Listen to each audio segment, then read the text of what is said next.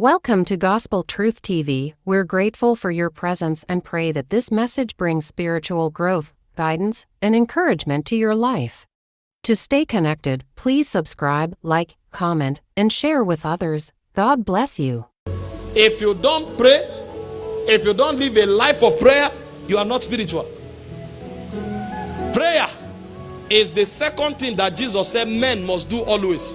Number one, he said, we should eat every word that proceeds from the mouth of God. Matthew 4 verse 4. Then Luke 18:1. Men ought always to pray and not to faint. That means if you don't pray, you will faint. You must have heard many times that the opposite of prayer is not prayerlessness, is to faint. So when a man stops praying, he faints. He ceases to be a spiritual man. What makes you spiritual is your continual and continuous communion with God. Psalm 90 verse 1. 1 Thessalonians 5:17. Prayer. If they still beg you to pray, if you still need prayer meeting to pray, know that you are not spiritual. You are growing. Thank God, we encourage you, keep growing. But just know where you are. He said, Lord, thou hast been our dwelling place in all generations. So these ones don't just pray prayer, they live in it.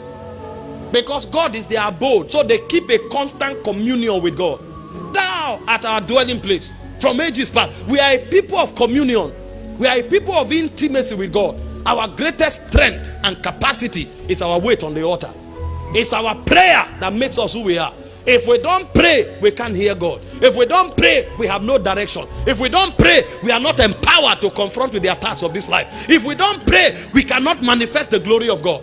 Everything about us was imputed by the word, but the manifestation is at the mercy of prayer. If we don't pray, none of the things God has done on our inside can find expression. So when you find anything on our inside, the word installed it. But when you find us manifest anything, know that that's the response of our altar.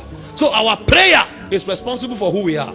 This is what makes men of God. 1 Thessalonians 5:17 say, pray without ceasing. So it's beyond prayer meeting. It's beyond 10 hours prayer. It's beyond 24 hours prayer. It's a life of constant communion.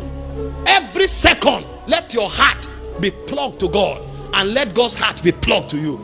He said, if you claim that you are dead with Christ and you are risen with him, he said, let your affections be on the things that are above where Christ dwells. So when you find men of prayer, yes, they pray in prayer meetings. Yes, they pray for hours, 5 hours, 7 hours. Those are the exercises of the spirit. But when you find a spiritual man, he's always in communion.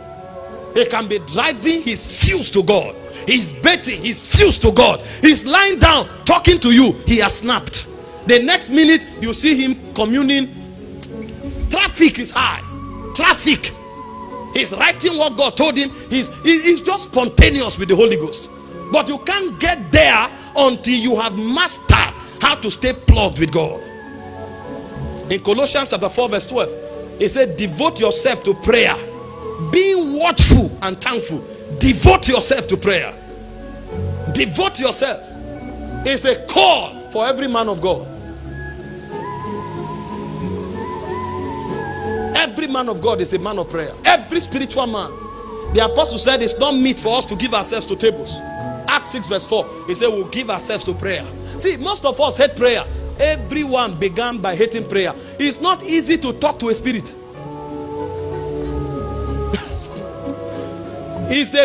You must be helped to talk to a spirit. So your praying is taking advantage of that help. He said, quicken us, O Lord. Psalm 80 verse 18, so we shall call upon thy name. We must be quickened. But when we are quickened, we must not relax. The problem with men is that the Holy Ghost quickened you, but you relax. So you fell into struggle again.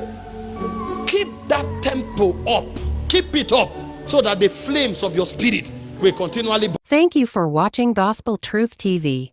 May God's love and truth guide you always. Don't forget to subscribe for more inspiring content. God bless you.